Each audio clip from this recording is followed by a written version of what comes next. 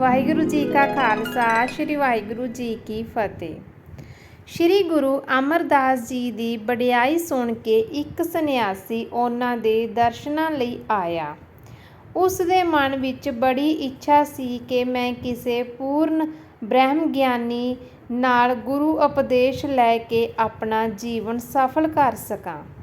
ਸੇਵਕਾਂ ਦੇ ਸਾਹਮਣੇ ਉਸ ਨੇ ਗੁਰੂ ਜੀ ਦੇ ਦਰਸ਼ਨਾਂ ਦੀ ਇੱਛਾ ਜ਼ਾਹਿਰ ਕੀਤੀ।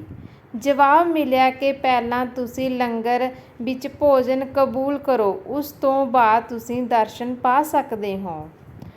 ਉਹ ਨਾਪਾਕੀ ਦੇ ਦ੍ਰਿਸ਼ਟੀਕੋਣ ਨੂੰ ਸਨਮੁਖ ਰੱਖ ਕੇ ਆਪਣੇ ਲਈ ਆਪ ਭੋਜਨ ਤਿਆਰ ਕਰਦਾ ਸੀ ਅਤੇ ਕਿਸੇ ਦੂਜੇ ਦਾ ਤਿਆਰ ਕੀਤਾ ਹੋਇਆ ਭੋਜਨ ਉਹ ਕਦੇ ਵੀ ਨਹੀਂ ਛਕਦਾ ਸੀ, ਭਲੇ ਹੀ ਉਹ ਸਭ ਉੱਚ ਜਾਤੀ ਦਾ ਵਿਅਕਤੀ ਹੀ ਕਿਉਂ ਨਾ ਹੋਵੇ ਜਿਸ ਨੇ ਭੋਜਨ ਤਿਆਰ ਕੀਤਾ ਹੋਇਆ ਹੋਵੇ। ਉਸ ਸੰਨਿਆਸੀ ਨੇ ਸੇਵਕਾਂ ਨੂੰ ਬੇਨਤੀ ਕੀਤੀ ਕਿ ਤੁਸੀਂ ਮੈਨੂੰ ਰਸਦ ਦੇ ਦਿਓ, ਮੈਂ ਆਪਣੇ ਆਪ ਪਕਾ ਕੇ ਖਾ ਲਵਾਂਗਾ। ਇਹ ਮੇਰੇ ਜੀਵਨ ਭਰ ਦਾ ਵਰਤ ਹੈ। ਦੂਸਰੇ ਦਾ ਤਿਆਰ ਕੀਤਾ ਹੋਇਆ ਭੋਜਨ ਮੈਂ ਕਦੇ ਵੀ ਨਹੀਂ ਛਕਦਾ। ਸੇਵਕਾਂ ਨੇ ਇਸ ਗੱਲ ਦੀ ਚਰਚਾ ਗੁਰੂ ਜੀ ਨਾਲ ਕੀਤੀ।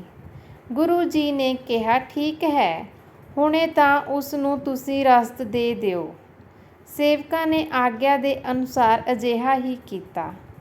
ਸੰਨਿਆਸੀ ਰਸਦ ਲੈ ਕੇ ਵਾਪਸ ਨਦੀ ਦੇ ਕੰਢੇ ਕਿਸੇ ਇਕਾਂਤ ਸਥਾਨ ਉੱਤੇ ਪੱਥਰਾਂ ਦੇ ਚੁੱਲ੍ਹੇ ਤਿਆਰ ਕਰਕੇ ਉਸ ਉੱਪਰ ਆਪਣਾ ਭੋਜਨ ਤਿਆਰ ਕੀਤਾ ਤੇ ਉਸ ਤੋਂ ਬਾਅਦ ਉਸ ਨੇ ਛਕਿਆ। ਜਦੋਂ ਉਹ ਗੁਰੂ ਜੀ ਦੇ ਸਾਹਮਣੇ ਅੱਪੜਿਆ ਤਾਂ ਗੁਰੂ ਜੀ ਨੇ ਮੁਸਕਰਾਉਂਦੇ ਹੋਏ ਕਿਹਾ ਕਿ ਅਸੀਂ ਅੱਜ ਇੱਕ ਅਜਿਹੇ ਸਾਧਕ ਨੂੰ ਵੇਖ ਰਹੇ ਹਾਂ ਜਿਨੇ ਕੜੇ ਥਕੇਵਾਂ ਨਾਲ ਤਿਆਰ ਪਵਿੱਤਰ ਭੋਜਨ ਗੰਦੇ ਚਮੜੇ ਦੀ ਥੈਲੀ ਦੇ ਵਿੱਚ ਪਾ ਦਿੱਤਾ ਹੈ। ਗੁਰੂ ਜੀ ਦਾ ਇਹ ਵਿਅੰਗ ਸੰਨਿਆਸੀ ਨੂੰ ਸਮਝ ਨਹੀਂ ਲੱਗਿਆ। ਉਹ ਜਵਾਬ ਵਿੱਚ ਬੋਲਿਆ, ਅਜਿਹਾ ਕਿਹੜਾ ਮੂਰਖ ਹੈ ਜਿਸ ਨੇ ਅਜਿਹਾ ਘੋਰ ਦੋਸ਼ ਕੀਤਾ ਹੈ। ਗੁਰੂ ਜੀ ਨੇ ਕਿਹਾ, ਉਹ ਮੇਰੇ ਸਾਹਮਣੇ ਹੀ ਖੜਾ ਹੈ। ਇਸ ਉੱਤੇ ਸੰਨਿਆਸੀ ਬੌਖਲਾ ਗਿਆ ਅਤੇ ਬੋਲਿਆ, ਉਹ ਕੋਈ ਹੋਰ ਹੋਵੇਗਾ। ਮੈਂ ਤਾਂ ਪਵਿੱਤਰਤਾ ਦਾ ਅਖੀਰ ਸੀਮਾ ਤੱਕ ਧਿਆਨ ਰੱਖਦਾ ਹਾਂ, ਤਦ ਤੱਕ ਭੋਜਨ ਨਹੀਂ ਕਰਦਾ ਜਦੋਂ ਤੱਕ ਮੈਨੂੰ ਵਿਸ਼ਵਾਸ ਨਹੀਂ ਹੋ ਜਾਂਦਾ ਕਿ ਭੋਜਨ ਪੂਰਨ ਸਨਾਤਨ ਢੰਗ ਨਾਲ ਤਿਆਰ ਹੋਇਆ ਹੈ। ਗੁਰੂ ਜੀ ਨੇ ਉਸ ਨੂੰ ਕਿਹਾ, ਗੱਲ ਨੂੰ ਸਮਝਣ ਦੀ ਕੋਸ਼ਿਸ਼ ਕਰੋ। ਅਸੀਂ ਕਿਹਾ ਹੈ ਕਿ ਪਵਿੱਤਰ ਭੋਜਨ ਨੂੰ ਉਸ ਨੇ ਚਮੜੇ ਦੀ ਗੰਦੀ ਥੈਲੀ ਦੇ ਵਿੱਚ ਪਾਇਆ ਹੈ। ਸੰਨਿਆਸੀ ਨੂੰ ਫਿਰ ਠੋਕਰ ਲੱਗੀ। ਉਹ ਬੋਲਿਆ, ਮੈਂ ਸਮਝਿਆ ਨਹੀਂ। ਗੁਰੂ ਜੀ ਨੇ ਕਿਹਾ, ਇਹ ਸਾਡਾ ਸਰੀਰ ਇੱਕ ਗੰਦੇ ਚਮੜੇ ਦੀ ਥੈਲੀ ਹੀ ਤਾਂ ਹੈ। ਇਸ ਵਿੱਚ ਪਵਿੱਤਰ ਅਨਾਜ, ਪਾਣੀ ਪਾਉਂਦੇ ਹਾਂ, ਮਲ ਮੂਤਰ ਵਿੱਚ ਪਰਿਵਰਤਿਤ ਹੋ ਜਾਂਦਾ ਹੈ ਅਤੇ ਉਸ ਵਿੱਚੋਂ ਬਦਬੂ ਆਉਣ ਲੱਗਦੀ ਹੈ। ਕੀ ਇਹ ਠੀਕ ਨਹੀਂ? ਸੰਨਿਆਸੀ ਨੇ ਸਿਰ ਝੁਕਾ ਲਿਆ ਅਤੇ ਕਿਹਾ, ਮੈਨੂੰ ਮਾਫ਼ ਕਰੋ, ਮੈਂ ਕੁਦਰਤ ਦਾ ਰਹੱਸ ਜਾਣ ਹੀ ਨਹੀਂ ਸਕਿਆ। ਮੈਂ ਅਗਿਆਨੀ ਹਾਂ। ਗਿਆਨ ਦੀ ਇੱਛਾ ਲਈ ਤੁਹਾਡੇ ਚਰਨਾਂ ਦੇ ਵਿੱਚ ਮੌਜੂਦ ਹੋਇਆ ਹਾਂ।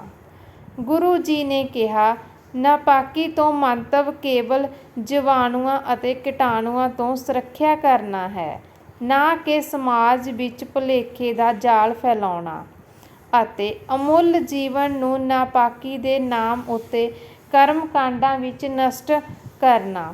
ਜਦੋਂ ਲੰਗਰ ਵਿੱਚ ਸਾਰੇ ਸਮਾਜ ਦੇ ਸਿਹਤ ਦਾ ਧਿਆਨ ਰੱਖ ਕੇ ਭੋਜਨ ਤਿਆਰ ਕੀਤਾ ਜਾਂਦਾ ਹੈ ਅਤੇ ਸਾਰੇ ਵਰਗ ਦੇ ਲੋਕ ਉਸ ਦੇ ਅਧਿਕਾਰੀ ਹਨ, ਤਾਂ ਤੁਸੀਂ ਉੱਥੇ ਭੋਜਨ ਕਰਨ ਤੋਂ ਕਿਉਂ ਮਨਾਹੀ ਕੀਤੀ? ਸੰਨਿਆਸੀ ਨੂੰ ਆਪਣੀ ਰੂੜੀਵਾਦੀ ਵਿਚਾਰਧਾਰਾ ਬੜੀ ਹੀ ਖੋਖਲੀ ਲੱਗ ਰਹੀ ਸੀ। ਉਸ ਨੇ ਗੁਰੂ ਜੀ ਨੂੰ ਫਿਰ ਮਾਫ਼ੀ ਲਈ ਬੇਨਤੀ ਕੀਤੀ ਅਤੇ ਕਿਹਾ, ਮੈਨੂੰ ਗਿਆਨ ਬਖਸ਼ੋ ਗੁਰੂ ਜੀ। ਗੁਰੂ ਜੀ ਨੇ ਕਿਹਾ, ਗਿਆਨ ਮਿਲੇਗਾ, ਪਰ ਪਹਿਲਾਂ ਭਰਮ ਜਾਲ ਨੂੰ ਉਤਾਰ ਕੇ ਲੰਗਰ ਵਿੱਚ ਭੋਜਨ ਛਕ ਕੇ ਆਓ। ਸੰਨਿਆਸੀ ਤੁਰੰਤ ਪਰਤ ਕੇ ਲੰਗਰ ਦੇ ਵਿੱਚ ਭੋਜਨ ਛਕਣ ਲਈ ਗਿਆ। ਸੇਵਾਦਾਰਾਂ ਨੇ ਉਸ ਨੂੰ ਬੜੇ ਹੀ ਆਦਰ ਭਾਵ ਦੇ ਨਾਲ ਭੋਜਨ ਛਕਾਇਆ। ਸੰਨਿਆਸੀ ਨੇ ਭੋਜਨ ਕਰਦੇ ਸਮੇਂ ਭੋਜਨ ਵਿੱਚ ਅਦਭੁਤ ਸਵਾਦ ਪਾਇਆ। ਉਸ ਨੇ ਅਜਿਹਾ ਭੋਜਨ ਪਹਿਲਾਂ ਕਦੇ ਵੀ ਨਹੀਂ ਛਕਿਆ ਸੀ, ਜਿਸ ਕਾਰਨ ਉਹ ਆਨੰਦਿਤ ਹੋ ਉੱਠਿਆ। ਜਦੋਂ ਉਹ ਫਿਰ ਗੁਰੂ ਜੀ ਦੇ ਸਾਹਮਣੇ ਮੌਜੂਦ ਹੋਇਆ ਤਾਂ ਉਸ ਦੇ ਜੀਵਨ ਵਿੱਚ ਕ੍ਰਾਂਤੀ ਆ ਗਈ ਸੀ। ਉਹ ਕਹਿਣ ਲੱਗਿਆ, ਕਿਰਪਾ ਕਰਕੇ ਮੈਨੂੰ ਸਦੀਵੀ ਗਿਆਨ ਪ੍ਰਦਾਨ ਕਰੋ। ਗੁਰੂ ਜੀ ਨੇ ਬਾਣੀ ਉਚਾਰਨ ਕੀਤੀ। ਭਗਤਾਂ ਦੀ ਚਾਲ ਨਿਰਾਲੀ, ਚਾਲ ਨਿਰਾਲੀ ਭਗਤਾ ਕੇਰੀ ਬੀਖਮ ਮਾਰਗ ਚੱਲਣਾ। ਲਭ ਲੋ ਹੰਕਾਰ ਤਜ ਤ੍ਰਿਸ਼ਨਾ ਬਹੁਤਾ ਨਾਹੀ ਬੋਲਣਾ। ਖੰਨਿਓ ਤਿੱਖੀ ਬਾਲੋਂ ਨੀਕੀ ਏਤੋ ਮਾਰਗ ਜਾਣਿਆ। ਗੁਰ ਪ੍ਰਸਾਦੀ ਜਿਨੀ ਆਪ ਤਜਿਆ ਹਰ ਬਾਸਨਾ ਸਮਾਣੀ। ਕਹੇ ਨਾਨਕ ਚਾਲ ਭਗਤਾ ਜੁਗੋ ਜੁਗ ਨਿਰਾਲੀ। ਵਾਹਿਗੁਰੂ ਜੀ ਕਾ ਖਾਲਸਾ, ਸ੍ਰੀ ਵਾਹਿਗੁਰੂ ਜੀ ਕੀ ਫਤਿਹ।